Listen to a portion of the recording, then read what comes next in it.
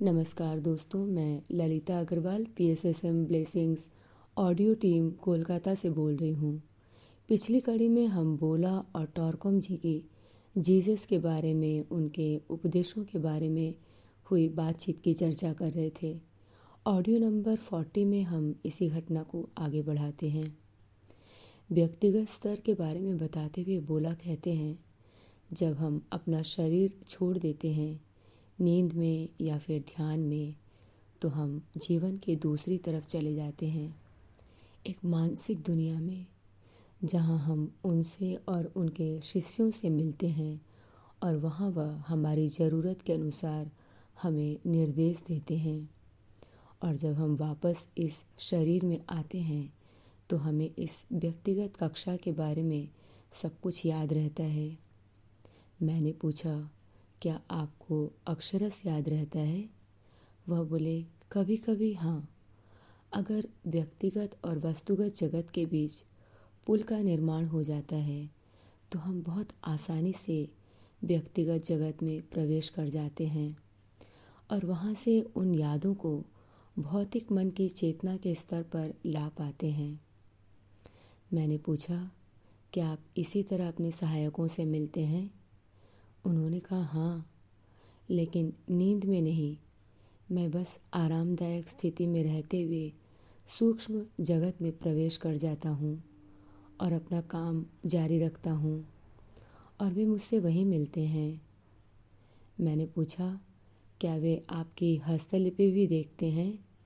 वे बोले, हाँ, वे मेरे द्वारा उसे पढ़ते हैं और ज़रूरत के अनुसार उसमें सुधार करते हैं, या फिर वे यह भी चाहते हैं कि कुछ कुछ जगह मैं दोबारा लिखूं।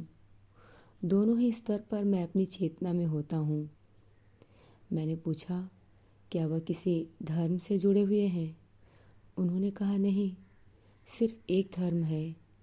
सही धर्म इंसान और ईश्वर के बीच होने वाला वार्तालाप है।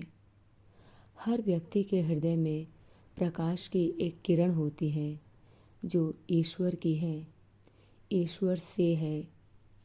यह प्रकाश की बूंद वह दरवाज़ा है जिसके द्वारा इंसान ईश्वर के अस्तित्व में प्रवेश कर सकता है, वह ईश्वर को स्पर्श कर सकता है। क्राइस्ट ने ईश्वर के साथ उच्चतम सानिध्य को प्राप्त किया था, इसलिए वह मनुष्यता के लिए किए गए प्लान के मुख्य इंजीनियर बन गए। वह ईश्वर का लक्ष्य जानने के योग्य थे और वही लक्ष्य उनके मन में जाकर इंसानियत के लिए भी प्लानिंग करने लगा।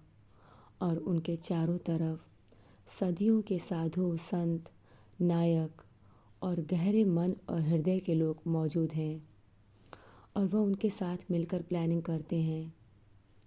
जीवन के सभी पथ पर उनके साथ असंख्य सहायक हैं। मैंने पूछा, तो फिर बुद्ध, कृष्ण, हर्मेस, जोरोस्तर और बाकी लोगों के बारे में आपके क्या ख्याल हैं, जिन्होंने विभिन्न धर्मों का प्रचार किया? उन्होंने कहा, वह सभी एक ही स्रोत से आते हैं। असल में यह सब एक ही आत्मा है जो अलग अलग अनुपातों में, अलग अलग रूपों में इंसानियत के स्तर के अनुसार काम करती हैं।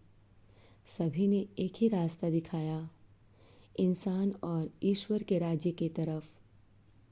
अगर हम उनके संदेशों को ध्यानपूर्वक पढ़ें तो हम स्पष्ट रूप से देख पाएंगे कि वे सभी एक बड़ी घटना के लिए काम करने वाले सहयोगी हैं। मैंने पूछा, तो फिर लोग ऐसा क्यों बोलते हैं कि हम क्राइस्ट को ईश्वर का बेटा स्वीकार न करें तो हम ईश्वर के राज्य में प्रवेश नहीं कर सकते और वही एकमात्र रास्ता है? उन्होंने कहा, हर इंसान के अंदर ईश्वर है और एक क्राइस्ट भी जो उसकी आत्मा है। अपने अंदर के ईश्वर तक पहुंचने के लिए तुम्हें अपनी आत्मा से गुजरना होगा। तुम्हारी आत्मा ही तुम्हें बचाने वाली है, तुम्हारा साथ निभाने वाली है। और एक बार अगर तुम अपने अंदर के ईश्वर को स्पर्श कर लो तो तुम सभी के अंदर छिपे ईश्वर को स्पर्श कर पाओगे।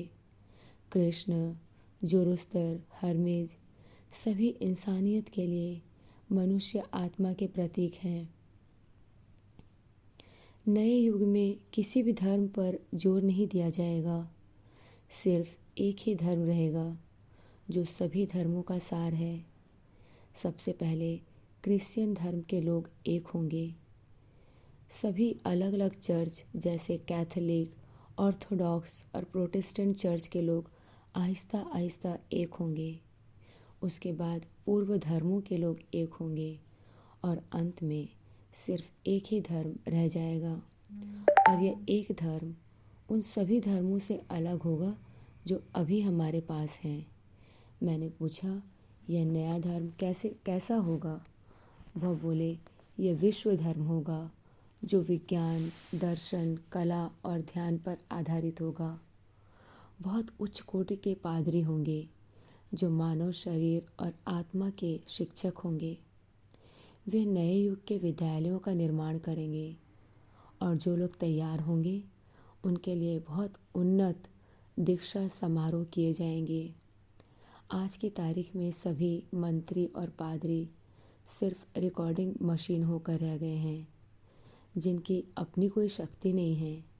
लेकिन शीघ्र ही असाधारण शक्ति वाले लोग आएंगे और उन मंदिरों का निर्माण करेंगे जहां लोग पाप मुक्ति के विज्ञान को सीखेंगे। मैंने उनसे होने वाली मुलाकातों को बढ़ा दिया और हर दिन उनसे 2-3 घंटे के लिए मिलने लगा, क्योंकि उन्होंने कहा था कि शीघ्र ही वह यह शरीर छोड़ देंगे और जितना अधिक संभव है उतनी सूचनाएं वह मुझे दे देना चाहते हैं, ताकि मैं जब तक इतना वयस्क न हो जाऊं कि अपना ध्यान रख सकूं, इस रास्ते पर चलता रहूं।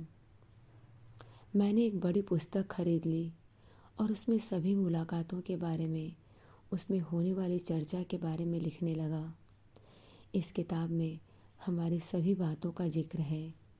हर एक मुलाकात के बाद मैं घर जाता और वह सब कुछ लिखता जो मैंने उनसे सुनकर जाना था, उनसे सुना था, और दूसरे दिन उन्हें पढ़कर सुनाता कि मैंने सही लिखा है या नहीं। धीरे धीरे इस काम में मैं इतना पारंगत हो गया कि मैं इन चर्चाओं को अक्षरश रिकॉर्ड कर पाता था। मैं यहाँ सब कुछ नहीं बता सकता कि मैंने क्या लिखा, क्योंकि हमारी कुछ मुलाकातें बहुत ही व्यक्तिगत और गोपनीय थी और कुछ उस समय के अनुसार ही उचित थी। एक दिन दोपहर को वह मेरे साथ बगल के बगीचे में टहलना चाहते थे। जैसे ही हम शाम के धुंधलके में पाइन के पेड़ के नीचे बैठे, हमने ध्यान दिया कि कम उम्र के युवक युवतियां वहाँ आ जा रहे हैं। बोला ने कहा, क्या तुम इन युवक युवतियों को देख पा रहे हो जो यहाँ प्रेम करने के लिए आए हैं? यह असली प्रेम नहीं है, यह सिर्फ क्षणिक सुख है। वे अपना पैसा, अपना समय, अपनी ऊर्जा सिर्फ अपनी भावनाओं और अपने शरीर की संतुष्टि में लगा रहे हैं। तुम्हें पता है, यही पैसा, समय और ऊर्जा अगर वे अपनी आध्यात्मिक, वैज्ञानिक और परोपकारी लक्ष्य के लिए खर्च करें तो वे कितनी उन्नति कर सकते हैं। हजारों लाखों लोग अपना जीवन इसी तरह बर्बाद करते हैं, बिना इसका एहसास किए कि वे उस चीज़ को बर्बाद कर रहे हैं जो उनके लिए सबसे शक्तिशाली ऊर्जा में परिणत हो सकती थी। शिक्षा और अनुशासन के द्वारा वे इस ऊर्जा को सृजनात्मक लक्ष्य की तरफ मोड़ सकते हैं। मैं उनके अच्छे समय के विरुद्ध नहीं हूँ, अगर यह आराम और नव निर्माण के लिए उपयोग किया जा रहा हो। लेकिन इस तरह समय बर्बाद करने से हम सिर्फ दुख ही प्राप्त कर सकते हैं। अगर मैं सही बोल रहा हूँ तो सबसे बड़ा पाप यही है कि जिस ऊर्जा को हम सृजनात्मक कार्यों में लगा सकते हैं उसे हम यूं ही बर्बाद कर रहे हैं। किसी भी क्षेत्र में और किसी भी स्तर पर हमारी सफलता इसी बात पर निर्भर करती है कि हम अपनी ऊर्जा, अपना पैसा और अपना समय कैसे उपयोग में ला रहे हैं। इन चीज़ों के बिना हम कुछ भी स्थायी काम नहीं कर सकते। और इन 3 चीज़ों में सबसे महत्वपूर्ण है ऊर्जा, भौतिक, भावनात्मक और मानसिक ऊर्जा। इसके अलावा हमारे पास आत्मिक ऊर्जा भी है, जो ध्यान का, अनुशासित जीवन का, हृदय और विचारों की शुद्धता का और समर्पित जीवन का परिणाम है। ये सभी चीज़ें ऊर्जा का निर्माण करती हैं और प्रेम इन्हें बढ़ाता है। लेकिन अगर तुम घृणा करते हो, ईर्ष्या करते हो, अपने ऊपर दया दिखाते हो या फिर चिड़चिड़े हो, तो तुम अपनी ऊर्जा खोते हो। जब तुम झूठ बोलते हो तो अपनी बहुत सारी ऊर्जा गंवा देते हो। एक गलत यौन संबंध तुम्हें थका देता है।